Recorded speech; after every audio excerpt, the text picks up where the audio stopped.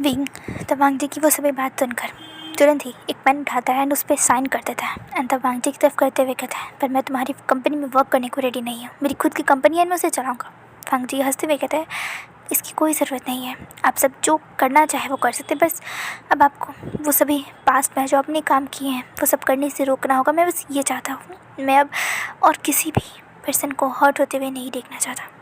मैं नहीं चाहता कि कोई ओमेगा अपनी बच्ची खोए, कोई ओमेगा अपनी आपको ब्रॉथर्स में देखे। मैं नहीं चाहता कोई बच्चा किसी का करियर उन ड्रग्स को लेके ख़त्म हो जाए, इसीलिए बस। पर वहाँ पर कुछ अभी भी जिद्दी लोग थे एंड वांग जी उन सबकी तरफ देखते हुए कहता है, मेरे को हल्के में लेने की गलती मत करिएगा। मुझे पता है क्राइम एक दिन में हटाई नहीं जाती, बट मैंने इसे एक दिन में किया भी नहीं है। मैंने पिछले 5 सालों से इस पर वर्क किया एंड आप सबको यहाँ जुटाया है। आप सब यहाँ आए हैं मेरी पावर देख के, मेरे रुतबे को देख कर एंड मेरी पोजीशन को देख कर। इसीलिए मुझे हल्के में लेने की गलती मत करिएगा। आप नहीं जानते कि मेरी पावर क्या है। आप यहाँ बैठे हैं, बट आपकी जो कुंडली है, जो परिवार है, वो सब मेरे निशाने पर है। इसीलिए सोच समझ कर जो फैसला हो आप बता सकते हैं।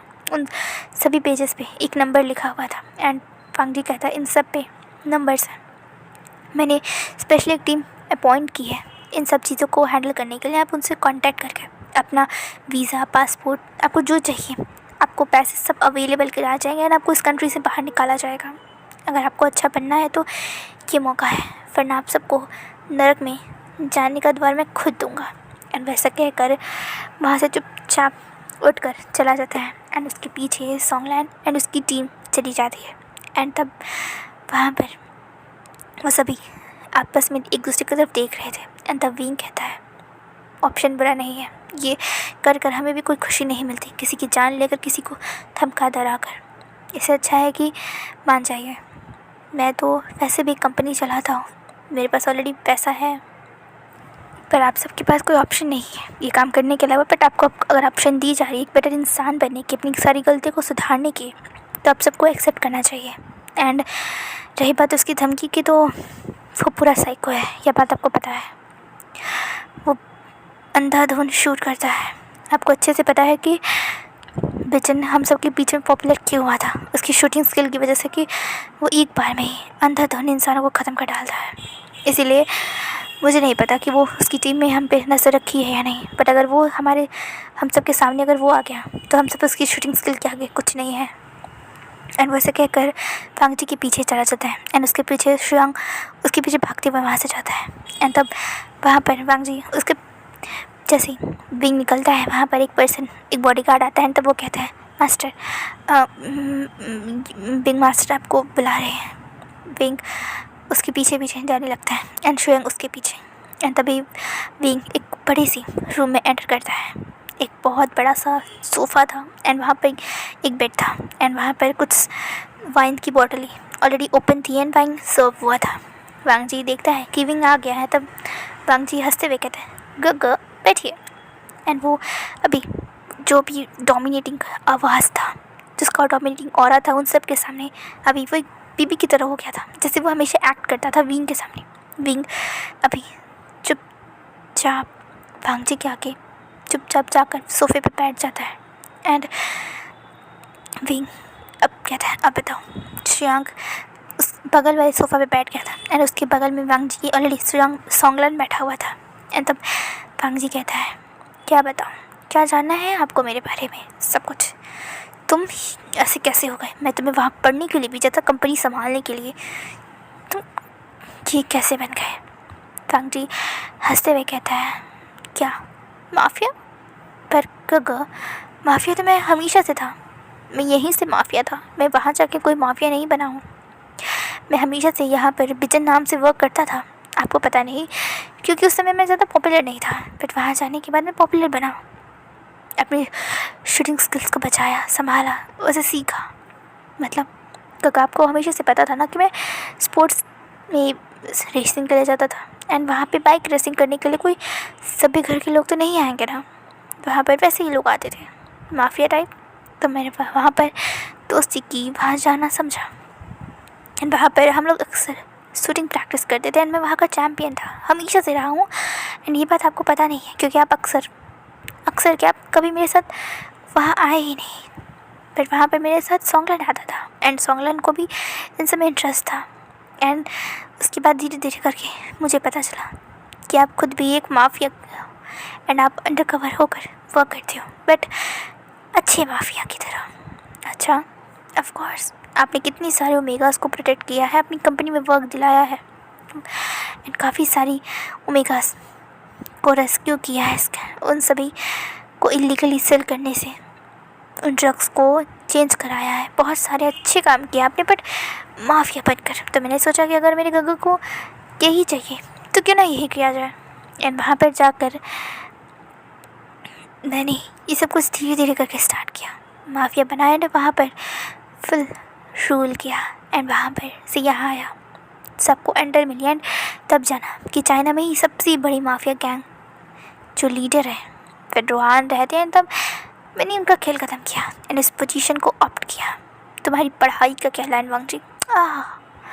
लैन वांग जी ने अच्छे से पढ़ाई किया गगा, वो टॉप स्टूडेंट है, बेस्ट। एंड वो वहाँ पर अपना रिपोर्ट कार्ड एंड कॉलेज के जो भी वो 3rd ईयर में था उसके पूरे पेपर्स को दे देता है। एंड तब विंग उसकी तरफ देखते हुए कहता है, तुम्हारा 4th ईयर है तो तुम यहाँ क्या कर रहे हो? तुम ये सब काम कर रहे हो? ऑफ कोर्स मैं ये सब काम करता हूँ, सुबह कॉलेज, शाम में अपना ऑफिस एंड रात में माफिया। हालांकि बहुत ही टायरिंग रहा है, बट मुझे पता था कि आपको कोई नॉर्मल अल्फ़ा बिल्कुल पसंद नहीं आएगा। अगर पसंद आ जाता तो अभी तक आप सिंगल नहीं रहते। एंड इसीलिए मैं आपके लिए स्ट्रॉन्ग बनता क्या, बट देन मैं आपकी डॉक्टर से एंड एक्सीडेंटली मैं आपकी रिपोर्ट्स तक पहुंच गया, जिसमें आप साफ साफ मुझे दिख रहा था कि आप ऑब्सेस्ड हो मुझे लेकर। तो मैंने सोचा क्यों ना आपके ऑब्सेशन को बढ़ाया जाए, मैं आपको फुल्ली मेरे लिए पागल कर दूँ। बट इसके लिए तो मुझे बिल्कुल आपकी पर्सनैलिटी को सूट करता हुआ अल्फ़ा बनना होगा ना। तो फिर मैंने खुद पर वर्क किया। देखिए, आपके लिए मैं तो मस्कुलर एक परफेक्ट अल्फ़ा जिसकी हाइट 6 फीट है, बस full perfect 6 abs, must silky hairs, dominating personality, वो सब कुछ बनाया खुद को। तो बताइए, क्या मैं आपको पसंद नहीं आ रहा? विंग हैरान होकर वांग जी की सभी बातें सुन रहा था। एंड तब विंग कहता है, बट तुमने ऐसा कभी नहीं बताया। क्या मैं अंकल आंट को बताऊं कि मैं माफिया की तरफ बन गया हूँ, मैं लोगों को मार रहा हूँ? कम ऑन, आपने ये तो नहीं बताया कि आप खुद भी एक माफिया हो। मुझे नहीं लगता कि ये uncle Kansa sir and Wien जान सर अंकल को पता है इस बारे में। आई डोंट थिंक सो कि आपने बताया है उन्हें, क्योंकि जहाँ तक मुझे पता है कि आप अंडर कवर होकर वर्क करते हो बहुत ही सेफली, एंड इसीलिए आप हमेशा आसपास बॉडीगार्ड रखते हो। इसलिए नहीं कि आप रिच हो, बट इसलिए कि आप माफिया हो, है ना? एंड आई थिंक ये आपको विरासत में मिली है क्या? नहीं, मैंने इसे खुद स्टार्ट किया था। देखा, तो इसी भी मैंने खुद स्टार्ट किया एंड मैं यहाँ पहुँचा हूँ। एंड तो बताइए, जल्दी बताइए कि आपको शादी कब करनी है? वांग जी, क्या मैंने आपसे कहा था ना कि जब मैं वापस आऊँगा तो मैं सिर्फ 3 ही काम करूँगा, पहला, दूसरा एंड तीसरा। एंड मैंने आपको बताया था ना, याद करिए, मैंने आपको मैसेज किया था। तो दूसरा काम करना है मुझे एंड फिर तीसरा। तो बताइए, शादी एंड बेबीज़ कब करना है? वैसे तो मैं ज़्यादा वेट नहीं करूँगा, बट हाँ, मैं अपनी ओमेगा को फोर्स नहीं करना चाहता। तो बताइए, बेबी को कब डैडी से शादी करनी है? विंग हैरान था वांग जी की उस सभी बातें सुनकर। एंड तब विंग कहते, बस एक शब्द और नहीं लैन वांग जी, तो मेरे साथ घर में चल रहे हो? वांग जी कहते हैं, हाँ ऑफ कोर्स मैं चलने वाला हूँ। वैसे भी मेरी फ़्लाइट ऑफ कोर्स अभी लैंड होने वाली है एंड अंकल आंट मेरे लिए एयरपोर्ट पे वेट कर रहे होंगे। एंड वो सॉन्गलैन की तरफ देखते हुए कहता है, सॉन्गलैन तुरंत नोट करता है एंड वहाँ से वो तुरंत ही अपनी कार्स को अरेंज करने के लिए चला जाता है। एंड तब फिर वांग जी विंग की तरफ देखते हुए कहता है, वीका का किसी को नहीं बताइएगा कि पिजन कौन है, ओके? एंड वैसे भी बेबी से डैडी जल्दी मिलने आएंगे, बेबी अपना ध्यान रखिएगा। एंड वो ऐसा कहकर शुआंग की तरफ देखते हुए कहता है, मेरी बेबी का ध्यान रखना एंड उसे एक खरोच आई तो तुम्हारी जान ले लूँगा। एंड वैसे स्माइल करके कहकर वहाँ से चला जाता है। एंड वहाँ पर दोनों विंग और शुयांग मुँह खोल कर उन दोनों को देख रहे थे। एंड तब वो दोनों एक दूसरे की तरफ देखते हैं। तब विंग शुयांग से कहता है कि क्या ये लंजा था सच में? विंग के लिए बहुत ज़्यादा था। एंड तब विंग तुरंत ही वहाँ से जो वाइन रखी हुई थी उसे एक बार में ही पूरा फुल पी जाता है। एंड उसे पीते ही वो बेहोश हो जाता है क्योंकि वांग जी ने उसमें ऑलरेडी स्लीपिंग पिल्स मिला रखे थे। एंड तब शुयांग जब विंग से देखता है तो वो डर जाते हैं। तब तुरंत उसे हिलाते हुए विंग को चेक करते हुए कहता है अच्छा ये बेहोश हो गया है, उफ मेरी तो जान निकल गई, इसे क्या हो गया? एंड तब शुयांग विंग को उठाता है एंड सीधे वहाँ से वे मैंशन के लिए निकल जाता है। एंड यहाँ से हमारा सीन शिफ्ट होता है और हम एयरपोर्ट का सीन देखते हैं जहाँ पर ऑलरेडी वांग जी जिस फ्लाइट से आने वाला था वो लैंड हो चुकी थी। एंड काफ़ी पैसेंजर्स ऑलरेडी निकल चुके थे। एंड एयरपोर्ट में भी खाली हो रही थी क्योंकि ये आज की लास्ट फ़्लाइट थी जो यहाँ इस एयरपोर्ट पे लैंड होने वाली थी। इसीलिए ऑलमोस्ट सभी लोग बाहर जा चुके थे। बहुत कुछ ही लोग थे शायद जिनके जो वेट कर रहे थे अभी भी कुछ और लोगों के आने का, क्योंकि अभी भी पूरी फ़्लाइट खाली नहीं हुई थी। एंड भी चांसर कांसर बहुत ज़्यादा एक्साइटेडली वहाँ खड़े हुए थे। एंड उनके पास एक वांग जी का क्यूट सा बचपन का फ़ोटो का कार्ड है जो वो खुद बनाए थे अपने हाथों से। एंड वो काफ़ी देर तक इंतज़ार करते हैं बट वांग जी का वहाँ कोई भी अता पता कहीं था ही नहीं। एंड यहाँ हमें वांग जी को दिखाया जाता है जो जल्दी से ब्लैक कार से एयरपोर्ट के बैक साइड को पहुँचता है। वहाँ पर ऑलरेडी यहाँ का जो करंट मैनेजर था वो खड़ा हुआ था। एंड वो वांग जी को ग्रीट करता है तुरंत ही। एंड वांग जी कहता है क्या वो आ गए हैं? वो नोट करते हुए कहता है वो काफ़ी देर से खड़े हैं, मैं आपका वेट कर रहे हैं। वांग जी जल्दी से जाता है अपनी वो जो ब्लैक क्लोथ्स हैं उन्हें उसने रास्ते में ही चेंज कर लिया था। एंड वो काफ़ी ज़्यादा कैजुअल कपड़ों में था, एक सुंदर सा जो ओबीडियंट चाइल्ड होते हैं बिल्कुल वैसे। एक वाइट कलर का शर्ट था, ब्लैक पैंट्स थी एंड ऊपर से एक ब्लू कलर का शर्ट डाल दिया था। काफ़ी एलिगेंट सिंपल बॉय की तरह वांग जी अब दिख रहा था। ना ही अब उसका कोल्ड ऑरा पता चल रहा था एंड ना ही कुछ और। वांग जी जल्दी से पीछे से भाग के जाता है एंड जल्दी से वापस एंटर करता है। एंड वापस अब वहाँ एयरपोर्ट के बाहर से बाहर आता है। एंड जैसे ही वांग जी उन दोनों को देखता है वांग जी के चेहरे पे बड़ी सी स्माइल आ जाती है। एंड वो जब उसके हाथ में पोस्टर्स देखता है जहाँ पर उसका बचपन का क्यूट बेबी वाला फोटो था जहाँ वो बैठ के मिल्क पी रहा था विथ बॉटल। वांग जी उसे देख कर उसका तो पूरा चेहरा ही रेड हो जाता है। वांग जी आता है जल्दी से और अपने आंट और अंकल को हक कर लेता है। एंड फिर उन्हें पाउट करते हुए कहता है अंकल आंट ये क्या फ़ोटो है? हाँ वांग जी बिग बॉय हो गया है, आप ऐसे कैसे भी फ़ोटो लगा सकते हो? वांग जी को शर्म आ रही है। और तब वो दोनों ही हंसते हुए उसे कहते हैं मेरा बच्चा, और कांसा सर उसके फॉरेड पे किस कर देते हैं। एंड तब वो कहते हैं हमारे लिए तो तुम बेबी ही रहोगे, बिल्कुल ऐसे जो भी मिल्क फीचर से पीता था। वांग जी पॉट कर लेता है एंड उसे थोड़ी सी शर्म आ रही थी क्योंकि यहाँ पर उसके काफ़ी सारे बॉडीगार्ड्स खड़े हैं एंड ये सब वो दिख रहे हैं। एंड तब वांग जी उन्हें कहता है मॉम प्लीज़। वांग जी के मुँह से अपने लिए माँ सुनकर कांसा सरन तो हैरान हो जाती है। एंड तब वो वांग जी की तरफ देखते हुए कहते हैं माँ। और तब वांग जी कहता है आपने हमेशा मेरा ध्यान रखा है एक मॉम की तरह। एंड मैंने सोचा अब मैं आपको वो पोजीशन दे ही देता हूँ जो आप डिज़र्व करते हो, है ना पापा? एंड वह ऐसा कहकर उन दोनों को फिर से हक कर लेता है। एंड उन दोनों भी बहुत ज़्यादा हैप्पी फील करते हैं। एंड तब वांग जी कहता है अच्छा बताइए फीका का कहाँ है, क्या वो मुझे लेने नहीं आया? वांग जी पाउट कर लेता है। एंड तब वो दोनों कहते हैं नहीं वो स्टबन हमारी बिल्कुल भी बात नहीं सुनता है, पता नहीं कौन सा उससे ज़रूरी मीटिंग था, पता नहीं क्या काले कपड़े पहन के चला गया है। एंड बिल्कुल भी तुमसे ज़्यादा ज़रूरी पता नहीं उसे कौन सी मीटिंग है कि आया नहीं। वांग जी पाउट करता है तो हाँ वांग जी से ज़रूरी कोई नहीं हो सकता, फीका को मैं बिल्कुल बात नहीं करने वाला हूँ। वांग जी पाउट कर लेता है। एंड तब भी चांद से हंसते हुए कहता है तो ठीक है, वैसे तुम काफ़ी अच्छे दिख रहे हो वांग जी, तुमने काफ़ी अपनी बॉडी पे वर्क किया है। वांग जी हंसते हुए कहते हैं अंकल बाबा क्या कह रहे हैं आप? चांद से सरन हंसते हुए कहते हैं हाँ हाँ देखो। और तब भी चांद से भी कहते हैं हाँ बिल्कुल देखो तुम्हारे 6 पैक्स है, तुम्हारी इतने लंबे हो गए हो, तुम 6 फीट के हो चुके हो, इतनी टॉल हैंडसम एकदम परफेक्ट अल्फा। वांग जी हंसते हुए कहते हैं हाँ मैं 21 का ग्रोन अप बॉय हो गया हूँ, तो ऑफ कोर्स मैं अल्फ़ा बनूँगा, एकदम परफेक्ट सा। अभी जान से हंसने लगते हैं और कान से चलने कहते हैं तो बस करो, उसे टीज़ करना बंद करो। चलो मेरे बेबी भूखा होगा ना। भांजी नोट करते हुए कहता हाँ मम्मा मुझे बहुत भूख लगी है, पता है प्लेन का जो भी खाना मिला था वो बिल्कुल अच्छा नहीं था, मुझे बिल्कुल मन नहीं किया खाने का, और ये मैंने तो इसे सॉन्गलैंड को सब खिला दिया। एंड तब वो दोनों ही हंसने लगते हैं। एंड तब भांजी जिससे बात कर रहा था वो पीछे, उन दोनों के पीछे एयरपोर्ट पे कुछ हलचल फील करता है। एंड तब तुरंत ही वो सॉन्गलैंड की तरफ मुड़ता है। एंड तब सॉन्गलैंड उसका इशारा समझते ही उन दोनों को ही एकदम टाइटली पकड़ के हक कर लेता है, आंटा आंटा आंटा अंकल अंकल करते हुए। एंड भांजी तुरंत ही अपनी पिस्टल को अपनी पॉकेट से निकालता है, उस पर साइलेंसर लगाता है एंड तुरंत ही चारों पर्सन को जो वहाँ मूवमेंट दिखा रहा था उसे, उन चारों को शूट कर देता है।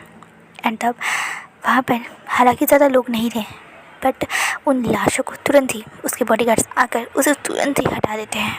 एंड वांगजी स्माइल करते हुए बंदूक वापस रखता है अपने पास। एंड वो दिखता है एंड कहता है आंट चलिए हमें भूख लगी, मुझे भूख लगी है मम्मा। एंड तब कांचा चरण और वेचान से नोट करते हैं एंड वो सभी बाहर आते हैं। वहाँ पर ऑलरेडी रोल्स रॉयस खड़ी हुई थी वांगजी के स्पेशल स्वागत के लिए। एंड तब वांगजी कहता है रोल्स रॉयस गगन ही भेजा? नहीं, तुम्हारे गगन ही तो बिल्कुल भी इंटरेस्ट नहीं दिखाया, पता नहीं उस गधे को क्या हो गया है। देखिए तो कार रखी हुई थी, मैंने सोचा इसी पे ले आते हैं, मैंने सोचा तुम्हारी कार ले लूँ, वो सुपर कार जो तुम्हारे बर्थडे पे दी थी, पर मैंने सोचा अगर ड्राइवर ने कुछ भी गलती किया तो वो बहुत महंगा पड़ेगा, इसीलिए मैंने यही लाया। वांगजी हंसते हुए कहता है हाँ वो बहुत अच्छी कार है और उस पर एक खरोच जान ले लूँगा मैं उसकी। वांगजी हंसते हुए ऐसे कहते हैं एंड वो सभी हंसने लगते हैं। एंड वो सभी जाकर कार में बैठे जाते हैं। पूरे रास्ते भर वो सब बातें करते हैं। एंड वी चांसर कांचा सरन को बिल्कुल भी अंदाज़ा नहीं था क्योंकि आस पास इतनी सारी बॉडीगार्ड्स की कार चल रही थी, पूरा काफिला चल रहा था जिनका अंदाज़ा उन्हें बिल्कुल भी नहीं था क्योंकि रोल्स रॉयस की जो विंडोज़ होती हैं उस पर वो फुल्ली कवर कर दिए थे ताकि अंदर वांगजी को कोई देख ना पाए, वांगजी के प्रोटेक्शन में। एंड यहाँ वांगजी कार्स की पूरी सीना लेके चल रहा था उनकी प्रोटेक्शन के लिए क्योंकि उसे पता चल गया था कि वो जो गुंडे हैं शायद उन्हें उसका प्रपोजल पसंद नहीं आया एंड वो वांगजी की फैमिली को हर्ट करना चाहते हैं क्योंकि अब वांगजी की रियल आइडेंटिटी पता चल चुकी है इसीलिए। एंड वांगजी ये बिल्कुल भी बर्दाश्त नहीं कर सकता, इसीलिए उसने उसी समय तुरंत ही चारों पर्सन को जिसकी मूवमेंट उसे दिख रही थी वो तुरंत से शूट कर देता है। एंड वांगजी बातें कर रहा था, हंस रहा था, खेल रहा था एंड ऐसे ही उसका वी मेंशन आ जाता है। वी मेंशन में आकर वो सबसे पहले वी का चिल्ला रहा था, बट वहाँ पर सर्वेंट आते हैं, वो सभी सर्वेंट वांगजी के पास आते हैं एंड वांगजी उन सभी सर्वेंट्स को भी हक कर लेता है। वो सभी उसके नैनीज़ की तरह थी, बचपन से लेके 16 साल होने तक उन सब ने ही उसे परेशान किया है, बड़ा किया है, ऐसा कह सकते हैं। वो सर्वेंट्स वही थे एंड वो सभी सर्वेंट्स अभी काफ़ी अच्छे दिख रहे थे। वांगजी हंसते हुए कहता है लगता है मैं नहीं था तो आप लोग ने अपनी काफ़ी अच्छी हालत कर ली है, कोई बात नहीं, अब मैं आप यहाँ गए हो ना आपको तंग करने के लिए मैं आपकी फिर से हालत ख़राब कर दूँगा। एंड वो सभी सर्वेंट्स हंसने लगती हैं एंड वो कहती है यंग मास्टर आपको भी तो हमने बहुत मिस किया है। एंड वो सभी वांगजी को प्यार से हग कर लेते हैं एंड वांगजी भी। एंड तब वांगजी कहता है यहाँ पे तो सब है, मेरे वीको का कहाँ है? एंड तब वो कहती हैं कि वो तो अपने कमरे में सो रहे हैं, उन्होंने तो डिनर भी नहीं किया। वांगजी कहता है कोई नई बात नहीं, उन्हें डिनर करना पसंद नहीं है, पता नहीं क्यों। एंड तब चांसेस भी चांस कहते हैं अच्छा तुम जाओ अब फ्रेश हो जाओ। वो सॉन्गलैंड की तरफ देखते हुए कहती हैं देखो तुम जाओ भी, वैसे भी तुम वांगजी के साथ रहोगे है ना। सॉन्गलैंड नोट करते हैं, तब वो कहता है कि हाँ तब ऐसा करो तुम दोनों जाओ कमरे में, तुम जाओ तो वांगजी का कमरा यूज़ कर सकते हो या उसके बगल में एक कमरा एक रेडी है, तुम जाओ उसे यूज़ कर सकते हो एंड तुम दोनों जाओ फ्रेश हो के आओ, फिर हम खाना खाते हैं। एंड तब वो दोनों ही नोट करते हैं एंड वो सब आते हैं सर्वेंट्स जिसने आज बहुत ही ज़्यादा अच्छा खाना बनाया था स्पेशली वांगजी के लिए जो इतने दिनों बाद आया था उनके यंग मास्टर, इसीलिए वो सब बहुत एक्साइटेड थे, हैप्पी थे। एंड जब वांगजी एंड सॉन्गलैंड टेबल पर आता है तो सॉन्गलैंड सबकी तरफ देखते हुए कहता है कि यहाँ हम लोग को राक्षस दिखते हैं, आपने तो पूरे टेबल पर के खाना बनाया है, खाएगा कौन? वांगजी से मारते हुए कहता है अरे मैं खाऊंगा ना, वैसे भी मुझे बहुत भूख लगी है, वहाँ पे तो अच्छा खाना ही नहीं मिलता था, हॉस्टल का खाना बहुत गंदा होता है, वो मुँह बनाते हुए कह रहा था। एंड तभी हमारी सभी सर्वेंट्स कहती है हाँ यंग मास्टर, इसीलिए हमने आपके आज बहुत अच्छा सा खाना बनाया है।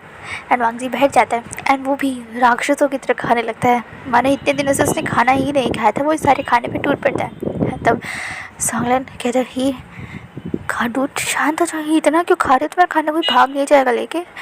वांगजी उसे मारते हुए कहते चुप रहो तुम, मुझे खाने दो, कितने दिनों बाद मैं इतना अच्छा खाना खा रहा हूँ। और तब भांग जी की बात सुनकर वो सभी हंसने लगते हैं एंड तब वो सभी खाना खाने लगते हैं। एंड हमारे भांग जी कहते हैं वी गगा क्या सो गए होंगे, क्या वो मुझसे मिलने भी नहीं आएंगे। और तब हमारे वी जान से कांसा सदन कहते हैं वो गधा पता नहीं किस कहाँ घोड़े बेच के सो रहा है, न जाने क्या हो गया। एंड तभी पीछे से आवाज़ आती है मैं यहाँ हूँ और मैं कोई भी चीज़ बेच के नहीं सो रहा। भांग जी जब ये वॉइस सुनता है तो उसके चेहरे पे एक डार्क स्माइल आ जाती है, एक डार्क स्मोक आ जाता है एंड वो पीछे टर्न करता है। एंड तब भांग जी और विंग दोनों की नज़र एक दूसरे से मिलती है। विंग नीचे आता है और सबको ग्रीट करता है एंड बहुत ही फॉर्मली जाके जो बैठ जाता है टेबल पे और जो भी थोड़ा बहुत ब्रेकफास्ट मीन्स लंच था डिनर था वो उसे करने लगता है। सर्वेंट उसे सर्व कर रही थी एंड वो कर रहा। और तब विंग चेहरे पे कोई एक्साइटमेंट नहीं थी। वांग जी पाउट करते हुए कहता है गो क्या आप हैप्पी नहीं हो मुझे यहाँ देख के। विंग उसे तब देखते हुए कहता है तो 21 साल ये हो चुके तो अपना बेबी एक्ट करना बंद करो, तो बच्चे नहीं रहेगा जो इरिटेट कर रहे हो मुझे। और वैसे भी तुम्हारी अडॉप्शन मुझे कैंसिल करनी है। क्या तुमने पेपर्स बनवाए हैं? मैं क्यों बनवाऊँ, आपको बनवाना होगा। विंग आई रोल करता है एंड अपने पास से पेपर्स निकालता है जहाँ पे ऑलरेडी उसने साइन किया था, क्योंकि वांग जी चाहता था। उसने सॉन्गलैंड के थ्रू विंग से बात की थी एंड बताया था कि उसे एडॉप्शन कैंसिल करना है, क्योंकि ऑफ कोर्स वो शादी करना चाहता है विंग से, तो उसका बेबी बन कर तो नहीं कर सकता ना, इसीलिए वो एडॉप्शन कैंसिल कराना चाहता था। एंड विंग को भी कोई दिक्कत नहीं थी, वो भी इतनी बड़ी बेबी अपने पास अभी नहीं चाहता था एंड वो गुस्सा भी था वांग जी से एंड इसीलिए विंग ने इसे बनवाया था। एंड तब वो उसके तो सामने करते हुए कहता है साइन कर दो। वांग जी नोट करता है एंड तुरंत ही उस पर साइन कर देता है। एंड अब लीगली विंग वांग जी का कोई भी गार्डियन नहीं है एंड वो अब पूरी उस कंपनी पे उसका कोई भी राइट नहीं है, क्योंकि वांग जी की कस्टडी लेने से उस कंपनी पर उसका राइट आ गया था, बट अब वो पूरी कंपनी वांग जी की है। एंड तब वांग जी स्माइल करते हुए कहते हैं काका तो क्या मैं आपको परेशान करने का राइट रखता हूँ ना, ऐसा तो नहीं ना कि मैं आपको परेशान नहीं कर सकता। विंग उसकी तरफ देखते हुए घूरते हुए कहता है तुम मुझे परेशान बहुत अच्छे से करते हो लैंड वांग जी। और ऐसे कहकर तो चुपचाप थोड़ा बहुत खाता है जितना उसे भूख था या मन था एंड वो चुपचाप उठ के वहाँ से चला जाता है।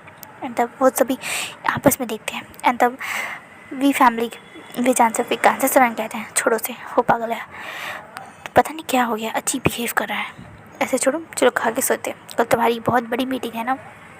वांग जी नोट करता है एंड वो सब हैप्पीली वहाँ बातें करते हुए खाते हैं एंड फिर अपने कमरे में सोने के लिए चले जाते हैं।